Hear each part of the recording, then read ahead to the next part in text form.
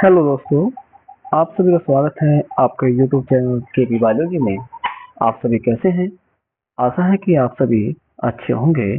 दोस्तों, आज हम जो पढ़ने वाले हैं, हम आपके लिए लेके आए हैं कुछ नए क्वेश्चन जो आपके आने वाले exam TGT, PGT, GIC, NEET से संबंधित हैं।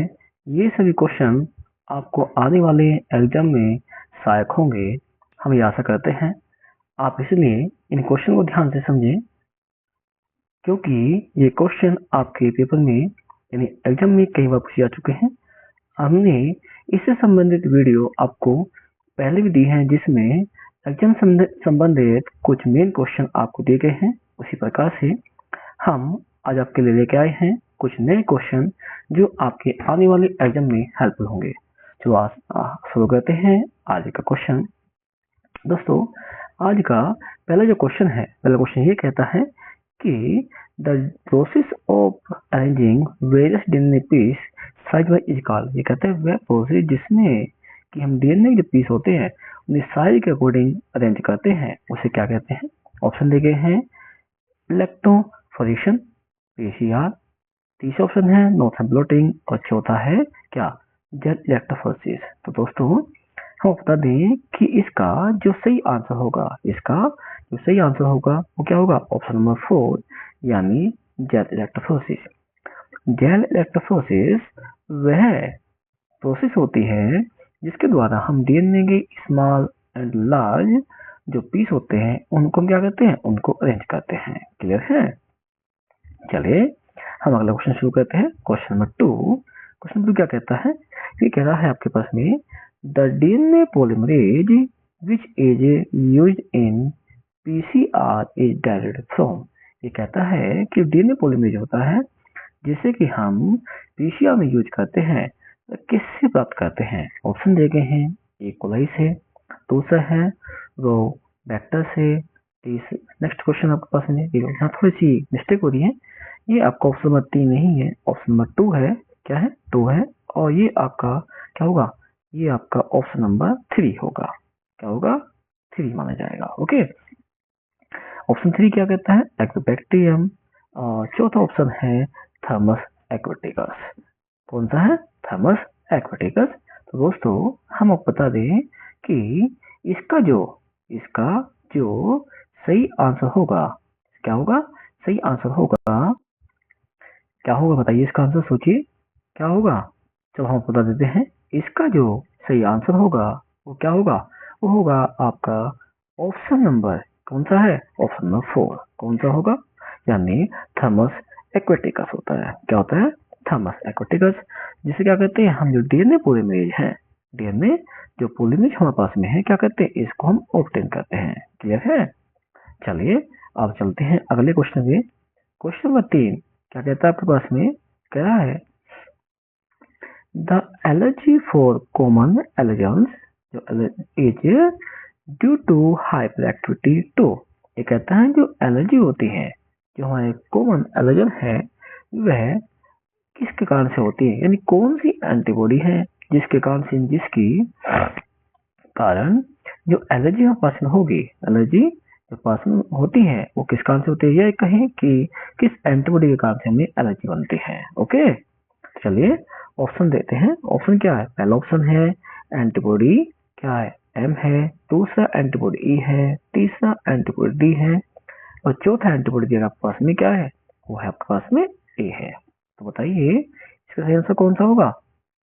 सही आंसर देखिए हम बताते हैं, जो आपका यहाँ पे क्या है? आईजी है, इसका आप बताइए इसकी फुल फॉर्म क्या होती है? इसका होता है इम्यूनोग्लोबुलिन। क्या होता है? इम्यूनोग्लोबुलिन होता है। अब आपको अलग अलग एंटीबॉडी दिए गए हैं, तो बताइए इसके लिए सही जो रेस्पॉन्सिबल आपका एंटीबॉडी है, सही रेस्पॉन्सिबल जो एंटीबॉडी होगा वो कौन सा होगा? जो आप बता देते हैं। ऑप्शन इसका ऑप्शन होगा ऑप्शन नंबर क्या होना चाहिए? ऑप्शन नंबर सेकेंड यानी एंटीबॉडी ई होता है। क्या होता है? एंटीबॉडी ई होता है। ओके, चलिए हम अगला क्वेश्चन बात करते हैं। क्वेश्चन नंबर 4 क्वेश्चन नंबर 4 की बात करें। देखिए क्वेश्चन नंबर 4 क्या कहता है? ये कह रहा है mitochondrial sheath is sperm is present in. जो माइटोकॉन्ड्रिया जो सब में प्रेजेंट होते हैं वे कहाँ मिलते हैं? ऑप्शन है मिडिल पीस में, टेल में, एक्सोम में, और चौथा ऑप्शन दिया गया आपके पास में है हेड में है। तो बताइए कि जो माइटोकॉन्ड्रिया होता है वह स्पर्म के किस पार्ट में पाया जाता है? बताइए भाई, वो टेल में है, मिडिल पीस में है, या वो किसी और पार्ट में मिलता है? बताइए इसका सही आंसर क्या होगा, सोचिए। चलिए हम आपको बता देते हैं इसका जो सही आंसर होगा क्या होगा? ऑप्शन नंबर ए सही होगा, यानी मिडिल पीस में क्या होते हैं? माइटोकॉन्ड्रिया पाए जाते हैं। ओके, चलिए अगला क्वेश्चन बात करते हैं हम लोग। क्वेश्चन नंबर 5 की बात करें। क्वेश्चन 5 क्या कहता है? In humans how many ova are produced from the one primary oocyte? ये कहता है कि जो ह्यूमन बींग्स होते हैं उसमें प्राइमरी oocyte से कितने ओवा प्रेजेंट ये कहते प्रोड्यूस होते हैं? बताइए इसमें कितने होंगे? ऑप्शन देगा आपके पास 1 है, 4 है, 2 है, या कोई नहीं है? बताइए।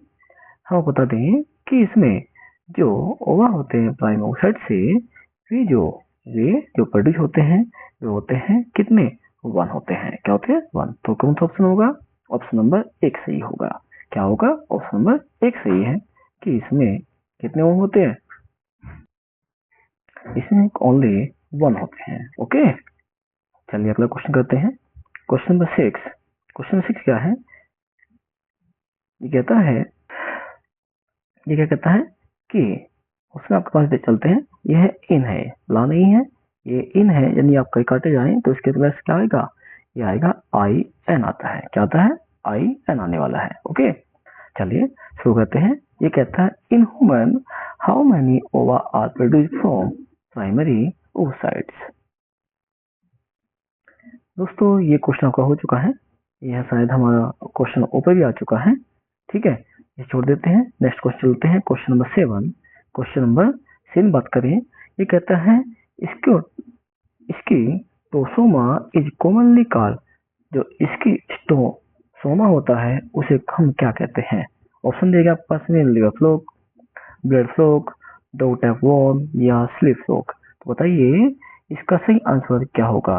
चलो हम बता दें कि इसका जो सही आंसर होगा वो क्या होता है?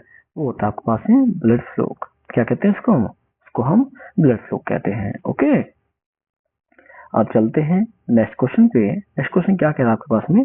ये कह रहा है आपके पास में कि P and Q are gene frequency of dominant and recessive alleles respectively which express in the correct Hardy Weinberg law. ये कहता है कि दिए गए जो P and Q है, P एक डोमिनेंट है, एक आपका रिसेसिव है, इसमें हार्डी-वेनबर्ग के अनुसार इसका सही जो सीक्वेंस होगा वो क्या होगा?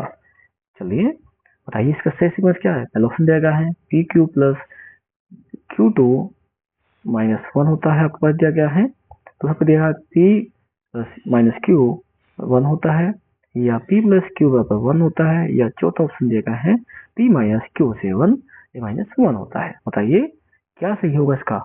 हार्डी-वेनबर्ग के अनुसार आपको ये बताना होगा। बोलिए। तो इसका चलते हैं, तो सही आंसर आपके पास में क्या है? पहला ऑप्शन क्या दिया गया? पहला ऑप्शन है पी का स्क्वायर प्लस क्यू का स्क्वायर इक्वल टू 1।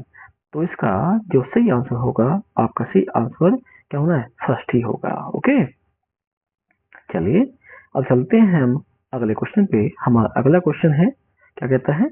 अगला क्वेश्चन कह रहा है which of the following is a sulphur containing amino acid?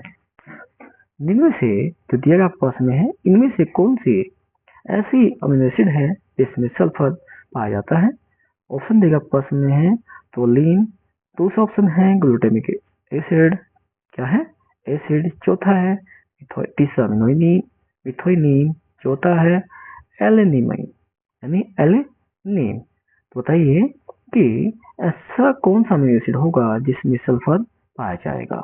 बताइए कौन सा होता है भाई, कौन सा उसमें मिलता है? ऑप्शन आपको दिए गए हैं, अलग अलग ऑप्शन दिए गए हैं। जैसे प्रोलीन होता है, ग्लूटामिक एसिड आपके पास मिल गया, कौन से? प्रोलीन, ग्लूटामिक एसिड, मिथोइनीन और एलेनिन। तो आप बता दें इसका जो सही आंसर होगा, इसका जो सही आंसर होगा वो कौन होता है? मिथोइनीन होता है। क्या होता है? मिथोइनीन।